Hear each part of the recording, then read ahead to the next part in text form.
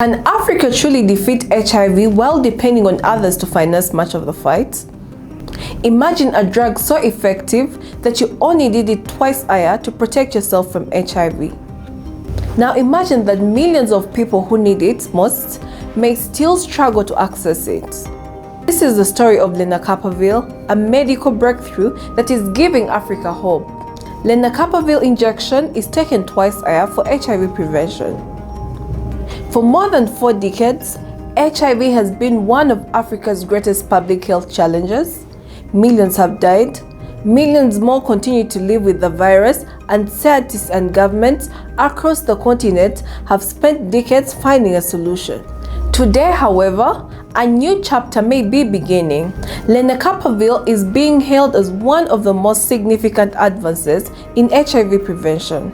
Countries including Uganda, Kenya, Eswatini, South Africa, Zambia, Zimbabwe and Nigeria have already begun rolling it out.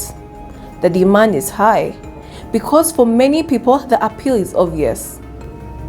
Instead of testing back and forth, an injection only taken twice a year offers a simpler and more convenient option. Yet even breakthrough medicine comes with familiar challenges. Each dose costs about $40 per person annually. While heavily subsidized, affordability remains a constant for millions of Africans living below the poverty line. Africa is getting a solution to the HIV problem, but who meets the cost? Lenacapavir is largely funded by the US government and the Global Fund. Now, is Africa winning the fight against HIV, or is it still relying on others to sustain it? Donor support is not necessarily a problem. If partnerships save lives, then they remain important. But dependence carries risks. Because what happens when foreign priorities change? What happens when funding is reduced? And what happens when a continent cannot fully finance, manufacture, or distribute medicines that millions of these citizens depend on? These questions become more urgent when international funding for HIV/AIDS programs is rapidly declining. The US has threatened to end HIV funding in South Africa. In 2024, USAID was disbanded. Shouldn't this be a wake-up call?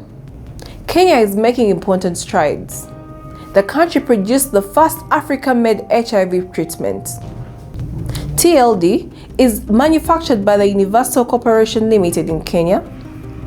The significance of the achievement is beyond HIV treatment. It is a demonstration that Africa could begin producing medicines that have traditionally been imported elsewhere. This comes with reduced dependence on foreign suppliers, quicker response during health emergencies, and stronger health security. Yet Kenya remains more of an exception than the rule. Many African countries continue to depend heavily on imported medicines and external financing. This has led some to ask whether the global HIV funding system has unintentionally created long-term dependence. After all, should decisions affecting the survival of millions of Africans be made thousands of miles away? The African Union believes that it must change. The continent has set an ambitious target of manufacturing 60% of its medicines within Africa by 2040. If achieved, it would represent one of the most significant shifts in Africa's health sector since independence. However, whether it is a realistic goal remains to be seen. But even if Africa succeeds in manufacturing more medicines, another challenge remains. Medicine alone cannot end HIV. The virus thrives where poverty, inequality, and limited access to healthcare persists. As of 2024, 39 million people globally are living with HIV. Of these, 21.1 million are in East and Southern Africa, while another 5.2 million live in Western and Central Africa.